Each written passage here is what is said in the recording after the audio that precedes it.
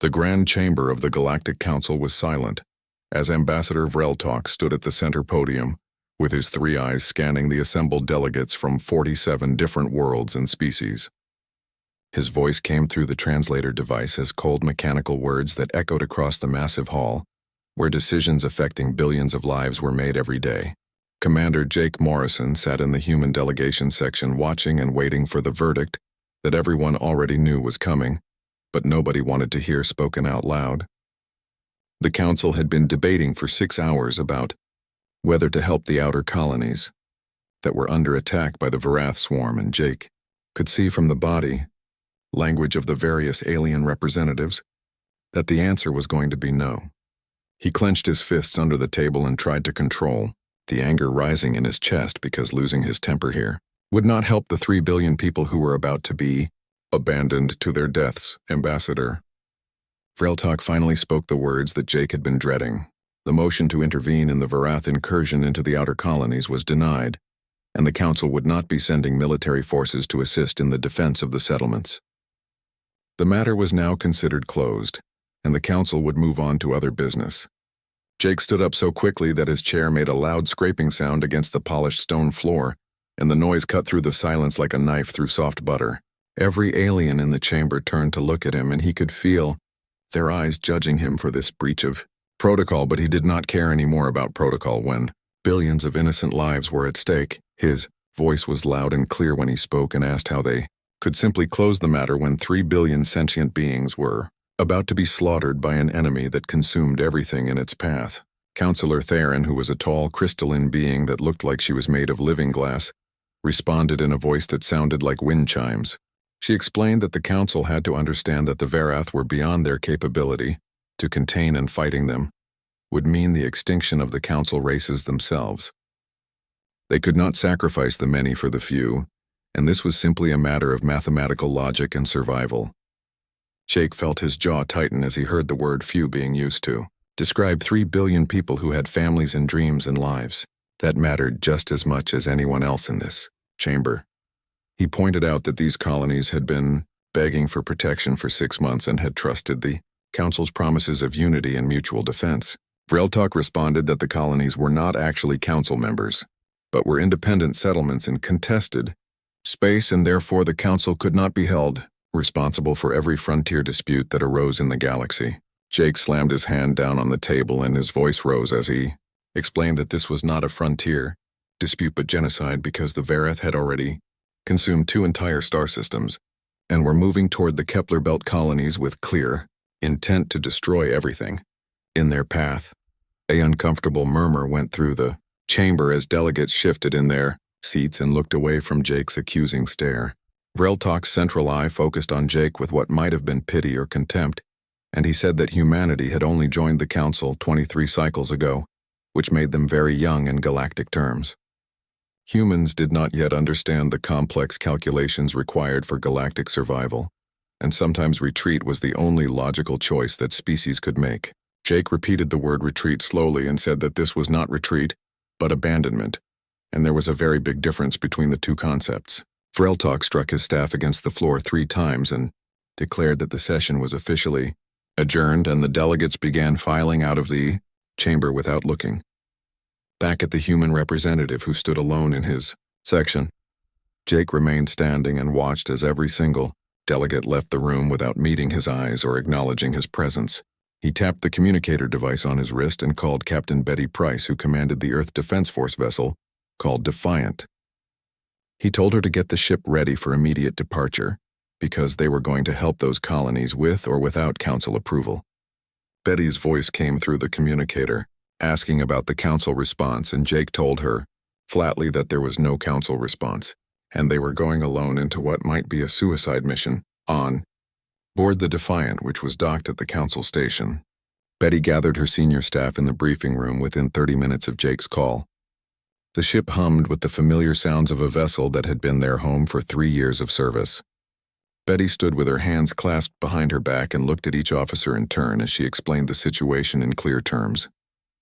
They were about to violate Council protocols by engaging an enemy that had destroyed civilizations that were flying through space when Earth was still in its Stone Age. They would receive no Support and no reinforcements and no backup of any kind. Anyone who wanted to request a transfer could do so immediately with no judgment and no consequences for their career. The room stayed completely silent for several long seconds. Lieutenant Danny Foster, who served as the tactical officer, was the first person to speak up. He said with respect to the captain that he had not joined the Earth Defense Force to watch innocent children die, while politicians calculated acceptable losses, and he was definitely in for this mission. Chief Engineer Stephanie. Ward nodded, and added in her distinctive Southern accent that her grandfather always said if you see someone drowning, you do not stop to count the cost of getting wet, but you just jump right in and save them. Dr. Paul Griffin, who was the ship's chief medical officer, said that he took an oath to preserve life and that oath did not have any clause limiting it to specific species or political situations. One by one, every single officer in the briefing room affirmed their commitment to the mission. Betty felt a surge of pride mixed with cold fear because she was leading these good people into almost certain death, but they were choosing to go anyway. She asked Lieutenant Foster to explain what they were up against, and he pulled up a holographic display showing a writhing mass of biomechanical constructs that each measured the size of a small moon. The Varath were a hive mind species where each unit was expendable and controlled by a central intelligence that nobody had ever been able to locate or destroy. They consumed both organic and inorganic matter and converted everything into more units like self-replicating machines with an appetite for absolutely everything in their path. Betty asked about weaknesses, and Danny had to admit that weaknesses were unknown because every species that had fought the Vareth had either been consumed or fled in terror. The Zenthari had lost an entire battle fleet 17 years ago, and the Lumina Collective had abandoned 4 star systems without even firing a single shot. Stephanie muttered that they were just one ship against thousands of enemies, and Betty corrected her by saying they were not just one ship, but they were humanity, and that had to count for something important. The Defiant broke orbit from the Council station exactly 2 hours later and accelerated toward the outer colonies at maximum speed, while behind them the gleaming spires of the Council capital grew smaller and smaller until they disappeared completely from view.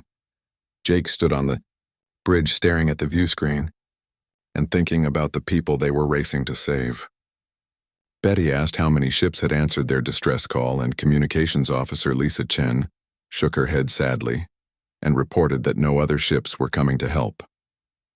They were completely alone in this mission. Jake told Betty that the colonies had been broadcasting their evacuation status, and most were trying to get everyone onto transport ships, but they did not have enough vessels. People were literally fighting over who would get to live and who would be left behind to die. Betty asked for the estimated time of arrival at the Kepler Belt colonies, and navigator Chris Palmer answered that it would take 48 hours at their maximum drive speed. Betty ordered him to get them there in 36 hours instead, and told Stephanie that she needed every single drop of speed the engineer could possibly give. Her down in the engine room, Stephanie rolled up her sleeves and got to work immediately because she had been pushing the Defiance drive since the day they were installed, and she knew every quirk and rattle and harmonic frequency like she knew her own heartbeat. Her assistant Gary Brooks looked worried and pointed out that if they pushed the drives this hard, they might not have anything left for the actual fight. Stephanie replied that if necessary, they would fight with sticks and harsh language because those colonists needed them yesterday, and now was not the time to worry about equipment warranties. She told Gary to help her bypass the thermal regulators so they could get more speed out of the engines. Back on the bridge, Jake was drafting a message on his personal terminal, and his hands moved across the holographic keyboard with practiced precision. Betty asked what he was doing, and he explained that he was sending a message back to Earth because if they did not make it back alive, someone needed to know what they tried to do. Someone needed to know that the Council was not what humanity thought it was when they first joined. Betty told him to send it encrypted because the last thing the Kepler Belt colonies appeared on the view screen exactly 34 hours after the Defiant had left Council space, and what the crew saw made their blood turn cold in their veins. Communications Officer Lisa Chen whispered that it looked like a vision of hell itself, as 3 massive colonies that had been built inside hollowed-out asteroids were under direct assault from the Varath swarm. The enemy moved like a single living creature with thousands of individual units coordinating with terrifying precision as they attached themselves to colony hulls and tore through reinforced metal as if it were nothing more than thin paper. Lisa reported that she was picking up hundreds of distress signals broadcasting on every available frequency, and some were automated emergency beacons, while others were live transmissions from desperate people. Captain Betty Price ordered her to put the live transmissions on speaker so everyone could hear what they were fighting for. The bridge filled instantly with voices that spoke of pure terror and desperation. There was screaming and crying and desperate pleas for help from anyone who could hear them. A mother was begging someone to please save her children before it was too late. An old man was reciting what sounded like a prayer in a language that none of the crew members recognized or understood. A young voice that sounded like it belonged to a child who could not be more than 10 years old was counting down the seconds until hull breach would kill everyone in that section. Betty said quietly that it was enough, and Lisa cut the audio feed, but the sounds continued to echo in everyone's minds. Commander Jake Morrison had his jaw set so tight that it looked like it might actually break from the tension, and he asked how long the colonies had before they were completely overrun. Lieutenant Danny Foster was already running calculations on his tactical computer, and he reported that the largest colony, called Kepler Prime, had maybe 6 hours left before total structural failure. The other two colonies had less than 3 hours each, and there was no way to save everyone without immediate intervention. He added that they needed to engage the enemy right now without any delay. Betty commanded all hands to battle stations and told Lisa to broadcast on all frequencies to let the colonists know that help had finally arrived. Danny warned the captain that he was reading 147 individual Vareth units on his sensors, and they were already adapting their formation to account for the Defiant's presence. The enemy knew the human ship was there, and they were preparing to respond. Betty said that was good because she wanted the Varath to know that humanity was not backing down from this fight. She asked Stephanie how the engines were holding up after the hard journey, and the engineer's voice came through the communication system saying they were holding at 97% efficiency and would have full combat power when needed. Betty asked for weapons status, and Danny reported that plasma torpedoes were armed and ready with railguns online and point defense systems active. They were as ready as they would ever be for what was coming. Betty took a deep breath because this was the moment that would define them all, and ordered Danny to target the swarm units that were closest to Kepler. Prime and fire at will. The Defiant shuddered as the first volley of plasma torpedoes launched from the tubes and streaked through space, leaving blue-white trails that marked their deadly path. The bridge crew watched in tense silence as the torpedoes closed the distance to their targets, and nobody dared to breathe or speak. The first impacts were absolutely spectacular, as Vareth units exploded in brilliant flashes and their biological components turned to vapor in the intense heat. The crew cheered loudly, but their celebration was cut short when Danny reported that he was reading strange energy signatures from the debris fields. The destroyed Vareth units were regenerating themselves and pulling matter from nearby space, dust and asteroid fragments, to rebuild their bodies. Jake said with disbelief that the enemy could heal themselves, and asked how anyone could fight something that could regenerate from complete destruction. Betty replied that they would hit the Vareth harder and not give them time to regenerate between attacks. She ordered Danny to concentrate their fire and use overlapping volleys so the enemy would be destroyed faster than they could rebuild. The Defiant unleashed everything it had in a continuous barrage of plasma torpedoes and railgun rounds that poured into the swarm like a river of destruction. For every Vareth unit they destroyed, 2 more seemed to appear to take its place, but the attack had the desired effect of drawing enemy attention. A large portion of the swarm broke off from attacking the colonies and moved to engage the human ship. Instead, Navigator Chris Palmer reported that approximately 400 Vareth units were breaking formation and heading directly toward the Defiant at high speed. Betty ordered evasive maneuvers and told Chris to keep the ship moving because the enemy could not hit what they could not catch. The Defiant began dancing through space with engines blazing as Chris pushed the vessel through a complex series of maneuvers that would have been impossible for a larger ship. The Vareth units pursued relentlessly and fired beams of concentrated energy that scorched the darkness where the ship had been only moments before. Betty commanded the crew to return fire, and Danny coordinated the weapon systems with the precision of a conductor leading an orchestra. Torpedoes and railgun rounds found their marks and took down Varath units one after another, but still more kept coming at them. Private Kelly Adams, who was Manning the tactical station reported that shield strength was down to 70%, and the enemy was learning their movement patterns. Down in the engineering section, Stephanie Ward was performing what could only be described as miracles with the ship's systems. She rerouted power from non-essential systems and redirected cooling to critical areas, and manually adjusted the drive harmonics to squeeze out every last bit of performance from the engines. Her assistant Gary Brooks was monitoring the port plasma conduits when Stephanie told him that if the conduits started to overload, he should vent them directly to space without waiting for the automatic safety systems to engage. Gary protested that such an action was against every regulation in the engineering manual, but Stephanie told him that when they got back to base, the authorities could court-martial her corpse if they wanted to, but right now they needed to survive. On the bridge, Jake was coordinating directly with the colonies and trying to help them organize their evacuation efforts. He contacted Kepler Prime and asked about their evacuation status. A harried voice responded that they still had 17,000 people waiting for transport ships, and their defense systems were failing rapidly. They desperately needed more time to get everyone to safety.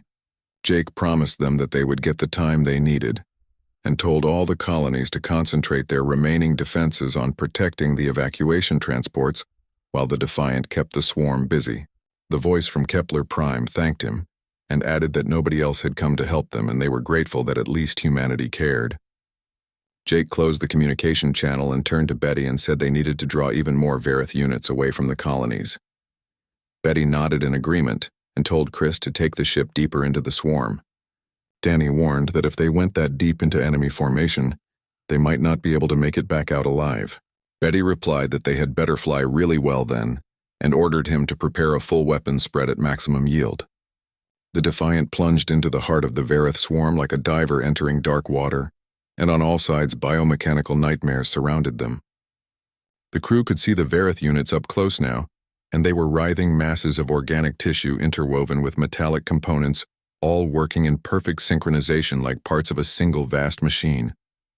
Danny announced that he was firing, and the torpedoes launched in a full 360-degree spread, creating a sphere of destruction around the ship.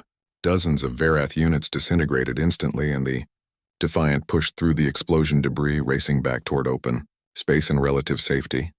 But the swarm was learning and adapting to human tactics with frightening speed. The Verath units began moving in coordinated patterns that cut off escape routes and herded the human ship like wolves, hunting prey through a forest. Chris reported that they were boxed in, and he was calculating alternative vectors to escape. A loud metallic clang echoed through the ship as a Verith unit latched directly onto the Defiant's hull, and alarms began screaming throughout the vessel. Kelly announced that there was a hull breach developing on Deck 3, and the enemy unit was trying to eat through their armor plating. Betty ordered Marine teams to Deck 3 immediately to repel boarders. Sergeant Frank Hayes led his squad through the corridors at a full run with weapons ready. They reached Deck 3 to find a nightmare scenario unfolding, as the Verith unit had burned through the outer hull and was working on the inner pressure door.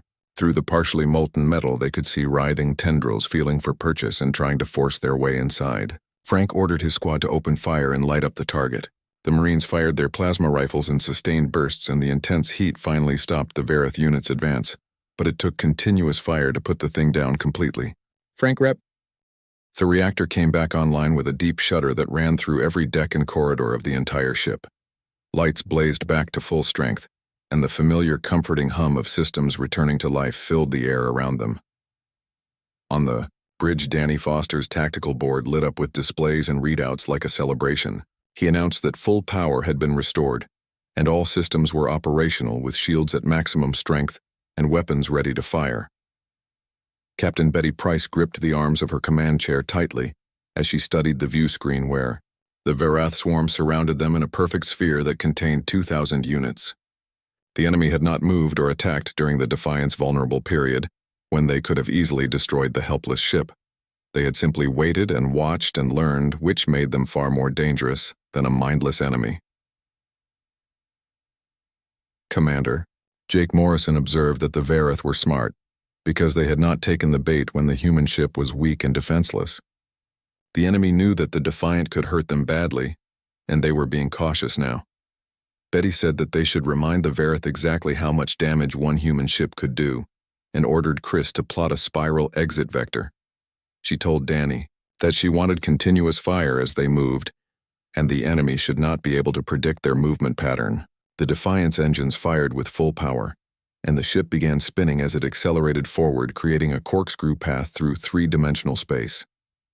Plasma torpedoes and railgun rounds fired in a constant stream that was timed to create overlapping fields of destruction wherever the ship pointed its weapons. The Vareth swarm reacted immediately, with units moving to intercept the spinning ship, but the unusual movement pattern made it harder to target than they had anticipated. The human vessel was fighting like nothing the Vareth had encountered before in thousands of years. There were no predictable attack runs and no formation flying and no standard tactics. There was just constant motion and constant fire that never gave them a moment to adapt.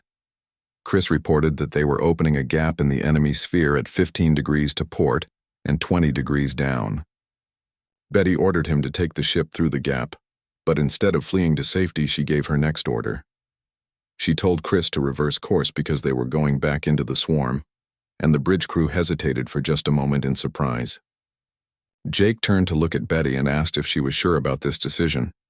Betty explained that the Vareth had adapted to them shooting from outside the sphere, and now they should see how the enemy handled fighting from inside their own formation. She ordered Chris to reverse course and told Danny to prepare proximity charges. The Defiant flipped around and burned back toward the swarm at full speed. The Vareth units had reformed their sphere and suddenly found the human ship heading directly into their formation instead of running away like every other species did.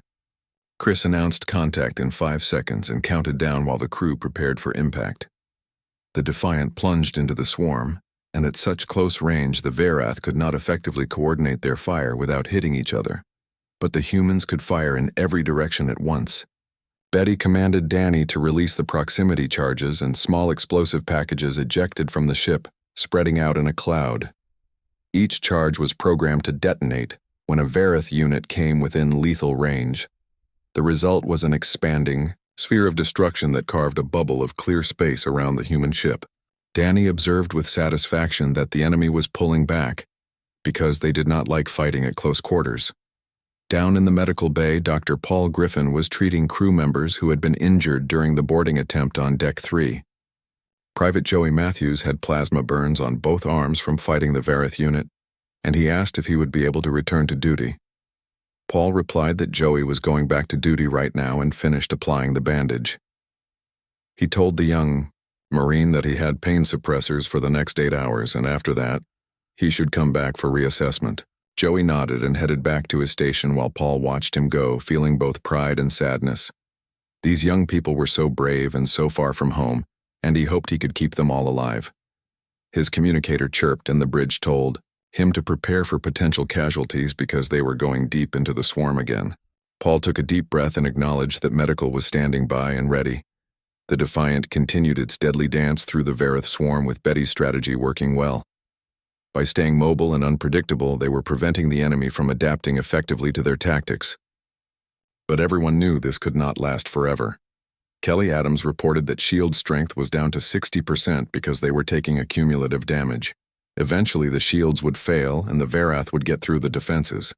Betty asked how long they could maintain this pattern, and Kelly calculated that at the current damage rate they had maybe 30 minutes before shields failed completely. Betty nodded, because 30 minutes was not much time. They had bought the colonists their escape, but now they needed to secure their own survival. She opened a channel to engineering and asked Stephanie for options because they could not keep fighting like this indefinitely. Stephanie Ward wiped sweat from her forehead because the engineering section was running extremely hot, with every system pushed beyond its design limits. She told the captain that she had been thinking about the problem, and the Vareth regenerated by consuming matter and energy. What if they denied the enemy that ability by modifying the shield harmonics to create a resonance field? It would not hurt the Vareth, but it might interfere with their ability to absorb material for regeneration. Betty told her to do it, but not to let the shields fail while making the modifications. Stephanie replied that she would not dream of letting that happen.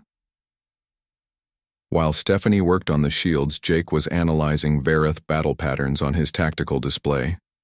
Something was bothering him, and there was a pattern he could not quite identify. He asked Danny to pull up the swarm's formation changes over the last hour.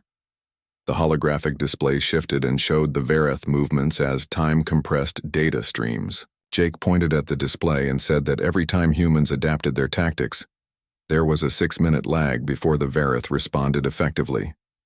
But their initial response time was almost instantaneous. Danny asked what that meant, and Jake explained that it meant the enemy had 2 types of intelligence. Fast reactive responses were probably autonomous unit-level decisions. Slower strategic responses had to come from a central coordinator.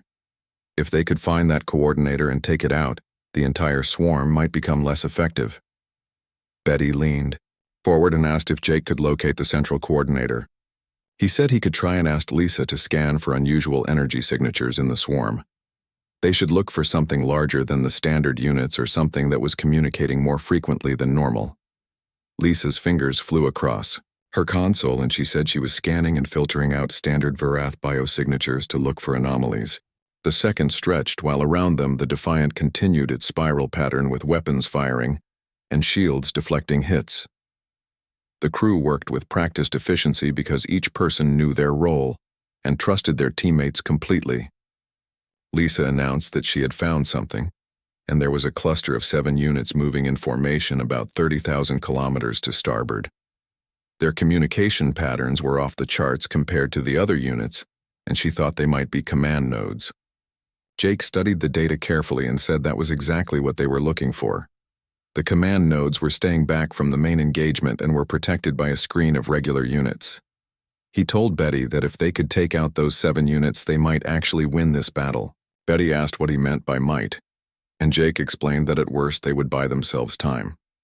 At best, they would decapitate the command structure and turn the swarm into 2,000 individual units with no coordination.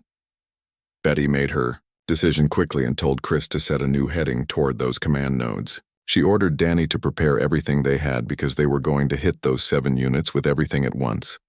There would be no half measures or holding back. Kelly warned that the command nodes were protected by at least 200 regular units and they would have to fight through them to reach the target. Betty said that they would go through whatever stood in their way and told all hands to brace for impact because they were about to make this fight personal. The Defiant altered course and accelerated toward the command node cluster at maximum speed. The Vareth swarm reacted immediately with regular units moving to intercept the human ship. But the Defiant was already committed to its attack run, and there was no turning back now.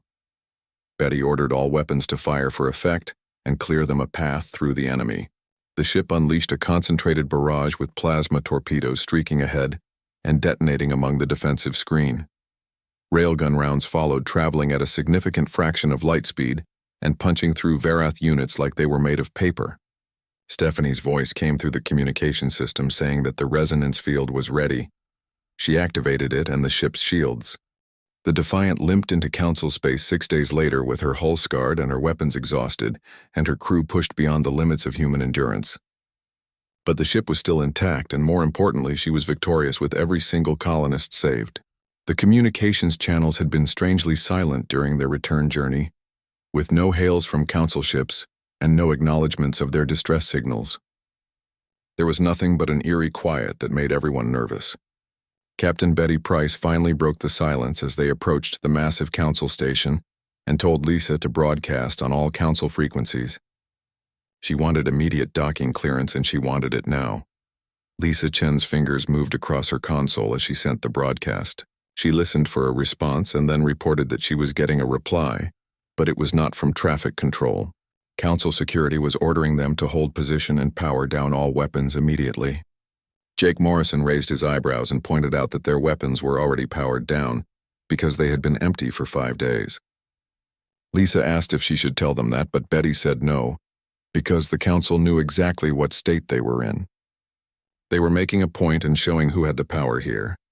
She told Lisa to acknowledge the order and bring the ship to a complete stop. The Defiant came to rest several thousand kilometers from the Council station, and through the view screen, they could see dozens of Council warships positioned in defensive formations. The implied threat was absolutely clear to everyone. Sergeant Frank Hayes, who was near the tactical station, observed that they were apparently not getting a parade. Corporal Tony Martinez replied that nobody should have expected a parade because they had embarrassed the Council. 42 humans had done what the combined fleets of the Council would not attempt. Jake corrected him and said they had not embarrassed the Council but exposed them. There was a significant difference between the two. 20 long minutes passed before a Council shuttle approached the Defiant. Lisa reported the incoming vessel and said that Ambassador Vreltok was requesting permission to come aboard. Betty exchanged meaningful glances with Jake, because the Zenthari ambassador who had declared the matter closed was coming to their ship personally. Betty gave permission for him to dock and told Jake to come with her. She ordered everyone else to look sharp because whatever happened next, she wanted the Council to see a disciplined and professional crew. Betty and Jake met Ambassador Vreltok in the shuttle bay where the Zenthari arrived, accompanied by 4 armed guards who displayed their weapons prominently. Vreltok's 3 eyes focused on the 2 human officers and his expression was completely unreadable. He spoke through his translator device in a cold, formal voice and said that he was there to place them under arrest. The charges were violation of Council protocols and unauthorized military action and reckless endangerment of Council relations. Jake's voice was incredulous as he asked how saving 3 billion people could be reckless endangerment of anything. Vreltok replied coldly that they had violated Council directives because the Council had voted not to intervene. Their actions had defied that decision and created a political incident of significant magnitude. Betty stepped forward with her voice calm but firm and said that with respect, they had violated no law. Humans were members of the Council, but they had not agreed to surrender their sovereignty or their right to render aid to those in need. The Council chose not to act, and humanity chose differently. Vreltok began to say that the Council's decision was based on calculated risk assessment, but Jake interrupted him sharply. He said that the Council's decision was based on cowardice because they ran the numbers and decided 3 billion lives were not worth the risk. Humanity disagreed with that calculation. Vreltok's carapace shifted colors, which was a sign of agitation among the Zenthari. He said that humans did not understand the complexities of galactic politics. The Verith had destroyed civilizations far older and more powerful than humanity. Their victory, if it could be called that, was nothing but luck. Betty said firmly that it was not luck but determination and creativity, and a willingness to fight when fighting was necessary. She added that the Council might want to try those qualities sometime. One of the guards moved forward, but Vreltok raised a claw to stop him. He said that he was placing Betty and her entire crew under detention, and they would accompany him to the Council station to face formal charges. Jake asked what would happen if they refused, and Vreltok replied that the warships surrounding the station would ensure their compliance. They could not fight the entire Council fleet. Betty met all 3 of Vreltok's eyes and said that no, they could not fight the whole fleet, but they would not need to.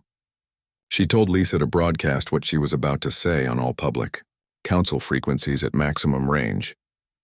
Vreltok's eyes widened and he strongly advised against whatever she was planning, but Betty ignored him. She spoke clearly and said that she was Captain Betty Price of the Earth Defense Force vessel Defiant. 6 days ago, the Galactic Council voted to abandon 3 billion colonists to death at the hands of the Verith swarm. The Council calculated that these lives were not worth saving. The crew of the Defiant disagreed and engaged the Verith and destroyed their command structure and saved every single colonist. Not one life was lost, and now the Council was there to arrest them for having the courage to do what the Council would not do. She paused to let the silence carry weight across the transmission. She continued speaking and said that every species listening and every colony on the frontier, and everyone who believed the Council's promises of protection, should remember this moment. They should remember that when people needed help, the Council counted the cost and walked away. But humanity stepped into the fire, and humanity always would. Betty closed the channel and asked Ambassador Vreltok what he was saying about arrest. The translator was silent for a long moment, and then Vreltok spoke with strain in his voice. He said that she had just created a crisis that would take cycles to resolve. Jake said that Vreltok was wrong because the Council created the crisis when they abandoned those people. Humanity just made sure everyone knew about it. Before Vreltok could respond, Lisa's voice came through the communication system. She said that Betty needed to see what was happening, because they were being hailed by multiple sources. Actually, they were being hailed by thousands of sources. Betty ordered her to put it on the shuttle bay speakers, and the bay filled with voices. There were colonists and independent traders and frontier settlements and even some council member species. All of them were expressing support for the Defiant. and all of them were questioning the council's decision. The tide of public opinion was turning fast. Vreltok listened for a moment and then made a gesture that might have been resignation. He said that the situation had become more complicated and suggested they continue this discussion in a more formal setting. The council would want to address this directly. Betty said that they should not keep the council waiting then. 2 hours later, Betty and Jake stood in the Grand Council chamber, which was the same hall where they had received the initial rejection. But this time the atmosphere was completely different. The galleries were packed with representatives from dozens of species, and countless more were watching via broadcast across the galaxy. Betty had refused to come alone to face charges.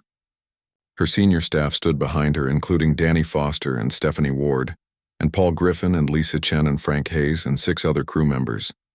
If the council wanted to prosecute them, they would have to prosecute them all together. Ambassador Vreltok stood at the podium looking uncomfortable and said that the council recognized Captain Elizabeth Price of Earth. Betty stepped forward, still wearing her duty uniform that was stained and worn from 6 days of nonstop repairs. She looked every bit the warrior she had proven herself to be. She began speaking and said that she stood before them charged with saving lives. Her crew was accused of the crime of refusing to abandon people in need.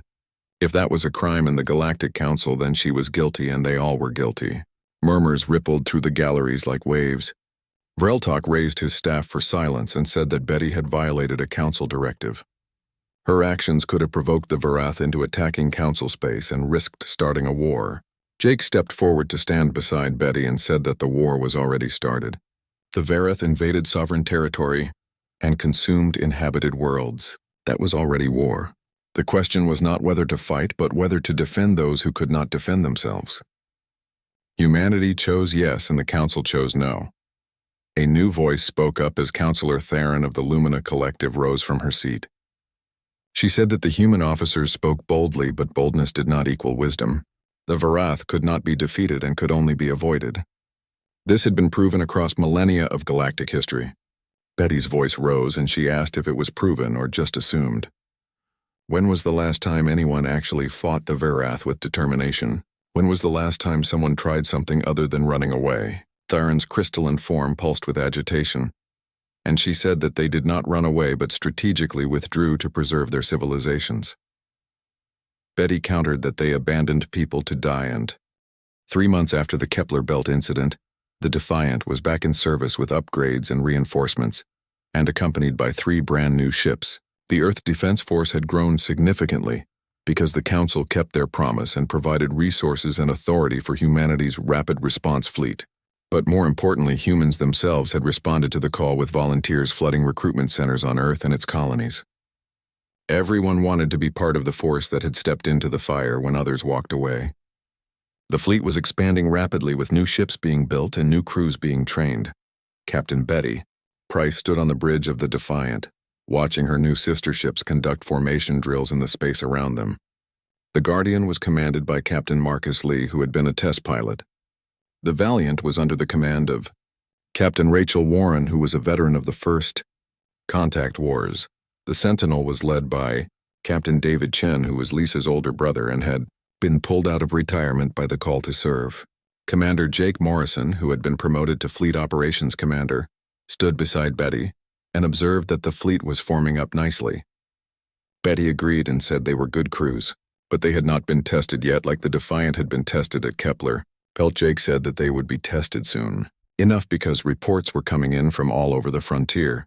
Colonies were calling for help with everything from pirate raids to territorial disputes, and the Council was passing everything they did not want to handle directly to the human fleet. Betty smiled slightly and said that was exactly as they had predicted. The Council wanted humans to be their security force while maintaining their own moral high ground. Jake asked if she was complaining, and Betty replied that she was not complaining at all. They got to help people, and that was what they signed up for in the first place. Lisa Chen interrupted them and reported an incoming transmission marked Priority 1 from Council Intelligence. Betty told her to put it through, and the view screen shifted to show an alien she had never seen before. The being looked like it was made of flowing water held in a vaguely humanoid shape. The universal translator struggled for a moment before syncing properly. The alien identified itself as Fluid Who Thinks and said it was a representative of the Aqueous Collective. They had a situation that required immediate human intervention. Betty said they were listening and ready to help. The image shifted to show a star system, and Fluid Who Thinks explained that the Vareth had reappeared. A splinter group had separated from the main swarm that the Defiant had defeated, and they were moving toward the Meridian colonies.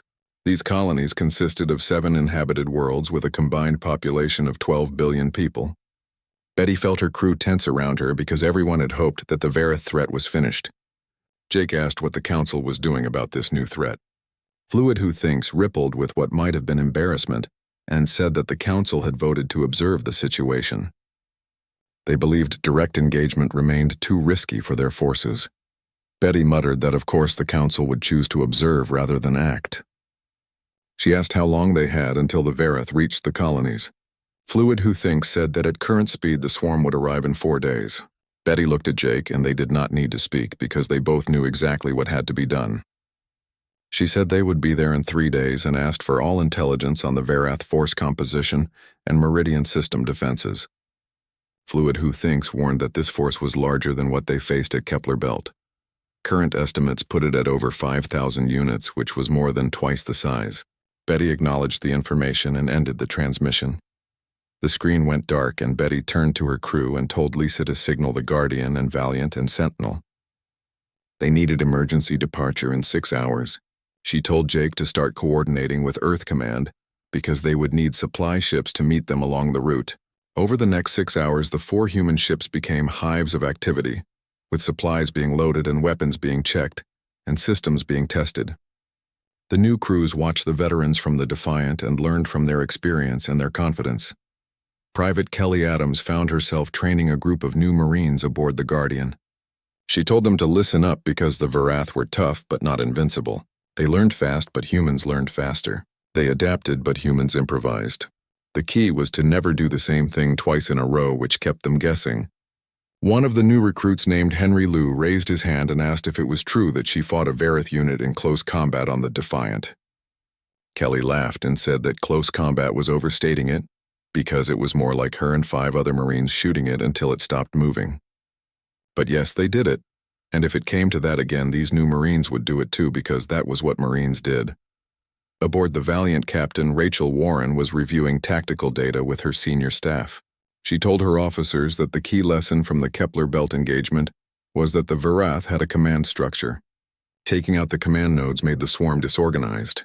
Their job was to identify and eliminate those nodes as quickly as possible.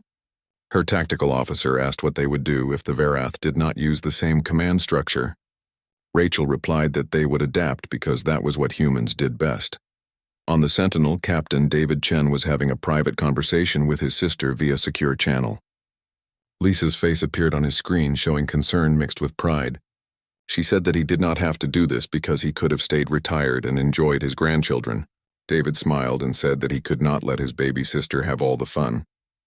Besides, those grandchildren deserved to grow up in a galaxy where humanity stood for something. The Defiant showed what humans could be, and now it was time for the rest of them to live up to that example. Lisa told him to stay safe, and David promised he would. He asked her to tell Betty that he was honored to serve under her command.